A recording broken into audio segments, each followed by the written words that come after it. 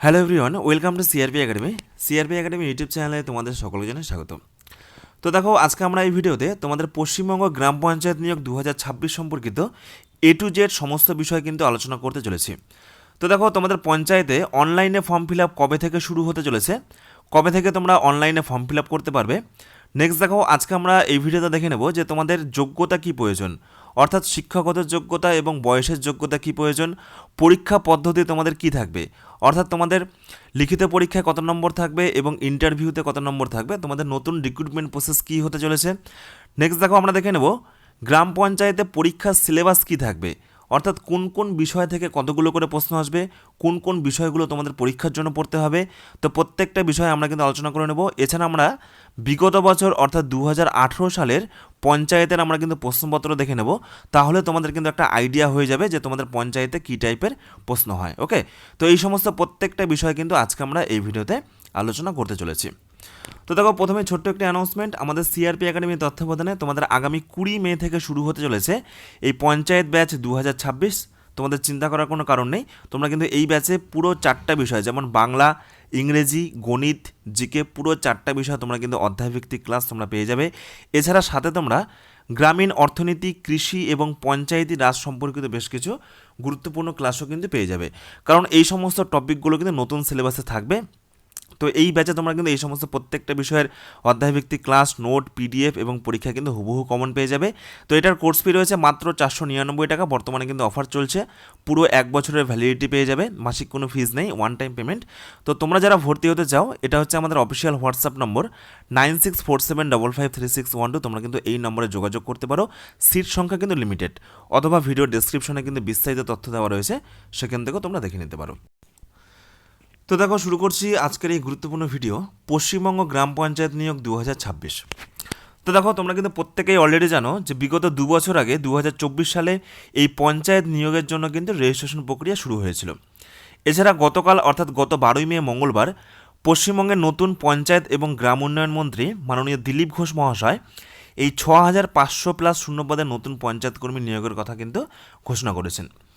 পশ্চিমবঙ্গের সমস্ত গ্রাম পঞ্চায়েত সহ জেলা পরিষদ এবং পঞ্চায়েত সমিতিতে কিন্তু এই নিয়োগ হবে। তো দেখো, এই যে 2024 সালে যারা wbprms.in এ রেজিস্ট্রেশন করে রেখেছো, তোমাদের কিন্তু নতুন করে আর রেজিস্ট্রেশন করতে হবে না। তো যাদের রেজিস্ট্রেশন করা হয়নি তাদের কিন্তু আবার পুনরায় রেজিস্ট্রেশন করতে হবে। তো দেখো, প্রায় একাধিক পদে এই পঞ্চায়েত নিয়োগ প্রক্রিয়া এবছর শুরু হতে চলেছে। যোগ্যতা থাকলে একজন প্রার্থী কিন্তু বিভিন্ন পদে অনলাইনে আবেদন করতে পারবে। তোমাদের এই অনলাইনে আবেদন প্রক্রিয়া কিন্তু মোটামুটিভাবে জুন মাসের শুরুতে শুরু হওয়ার প্রবল সম্ভাবনা আছে। ওকে, তোমাদের যে অফিসিয়াল বিজ্ঞপ্তি সেটা কিন্তু এই মাসের শেষের দিকে বেরোতে চলেছে এবং তোমাদের জুন মাসের প্রথম দিকে কিন্তু এই অনলাইনে আবেদন প্রক্রিয়া শুরু হয়ে যাবে। ওকে ফ্রেন্ডস, এইবার আমরা দেখে নেব এই পঞ্চায়েত রিক্রুটমেন্টে কারা কারা ফর্ম ফিল আপ করতে পারবে। তো দেখো, শিক্ষাগত যোগ্যতা কী প্রয়োজন। তো শিক্ষাগত যোগ্যতা 8ম শ্রেণী পাস অথবা মাধ্যমিক পাস অথবা উচ্চ মাধ্যমিক পাস অথবা স্নাতক পাস, বিভিন্ন যোগ্যতায় কিন্তু বিভিন্ন পদে আবেদন করা যাবে। ওকে, তো দেখো, তোমাদের পঞ্চায়েতে কিন্তু বিভিন্ন রকম পদ রয়েছে, এই সমস্ত বিভিন্ন পদগুলো রয়েছে। তো এই সমস্ত বিভিন্ন পদের জন্য কিন্তু বিভিন্ন যোগ্যতা প্রয়োজন। তো 8ম শ্রেণী পাস হলেও কিন্তু আবেদন করা যাবে, মাধ্যমিক পাস হলেও কিন্তু আবেদন করা যাবে। তো এগুলো আমি কিন্তু তোমাদের বিস্তারিত দেখিয়ে দেবো যে কোন কোন পদের জন্য কী কী যোগ্যতা প্রয়োজন। নেক্সট দেখো, বয়স সীমা, বয়সটা কি প্রয়োজন। তো দেখো, আগে কিন্তু এটার বয়স ছিল 18 থেকে 40, কিন্তু এখন রাজ্য সরকার ঘোষণা করেছেন নতুন মাননীয় মুখ্যমন্ত্রী যে প্রত্যেকটা ক্ষেত্রে কিন্তু চাকরি প্রার্থীদের 5 বছরের ছাড় দেওয়া হয়েছে। সুতরাং এক্ষেত্রে এদের কিন্তু বয়স প্রয়োজন 18 থেকে দেখো 45 বছর। এটা কিন্তু অত্যন্ত একটি গুড নিউজ, অনেকেই তোমরা কিন্তু ফর্ম ফিল আপ করতে পারবে।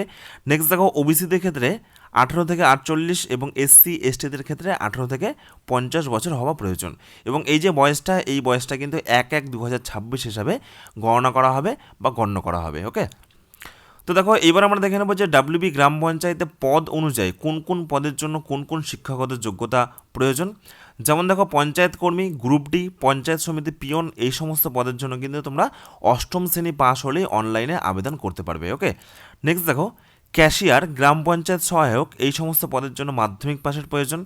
নেক্সট দেখো, accountant, clerk, clerk cum typist, data entry operator, okay, lower division clerk, এই সমস্ত পদের জন্য তোমাদের মাধ্যমিক পাস এবং কিন্তু কম্পিউটার দক্ষতা প্রয়োজন, অর্থাৎ একটা কিন্তু কম্পিউটার সার্টিফিকেট তোমাদের কিন্তু প্রয়োজন। ওকে, ফ্রেন্ডস এরপর দেখো নেক্সট গ্রাম পঞ্চায়েত সেক্রেটারি এই পদের জন্য কিন্তু উচ্চ মাধ্যমিক পাস এবং এক্ষেত্রেও কম্পিউটার দক্ষতা কিন্তু প্রয়োজন। ওকে, নেক্সট দেখো স্টেনোগ্রাফার, এক্সিকিউটিভ অ্যাসিস্ট্যান্ট এই সমস্ত পদের জন্য কিন্তু স্নাতক পাস এবং কম্পিউটার ডিপ্লোমা প্রয়োজন।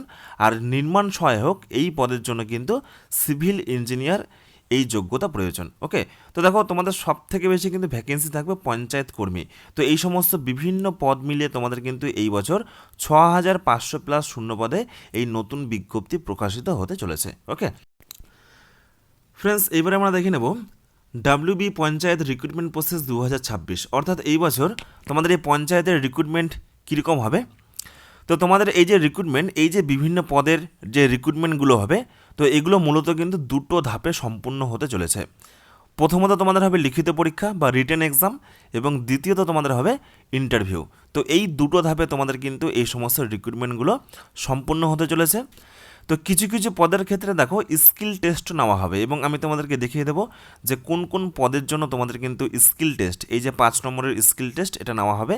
ওকে, নেক্সট দেখো তোমাদের কিন্তু এই পরীক্ষাটা ওএমআর বেস হবে, অর্থাৎ অফলাইন পরীক্ষা হবে।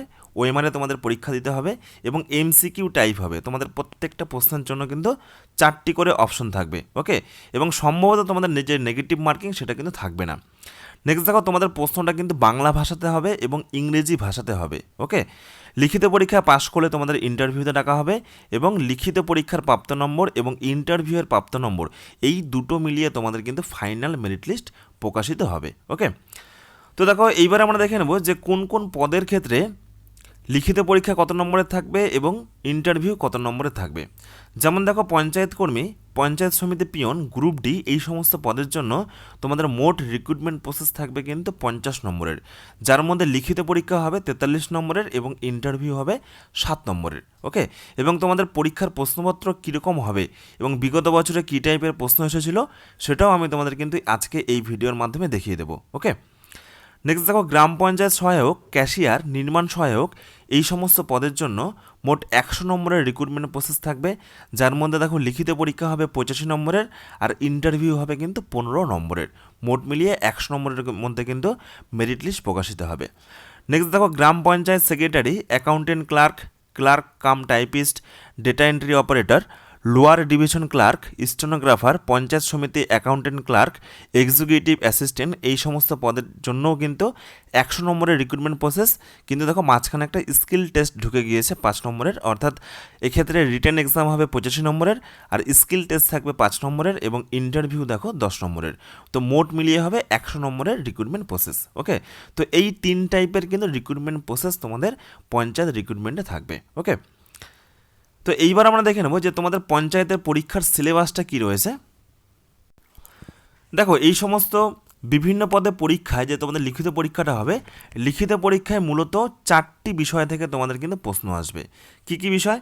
তোমাদের বাংলা থেকে প্রশ্ন আসবে, ওকে, ইংলিশ থেকে প্রশ্ন আসবে, গণিত থেকে প্রশ্ন আসবে এবং জিকে থেকে প্রশ্ন আসবে।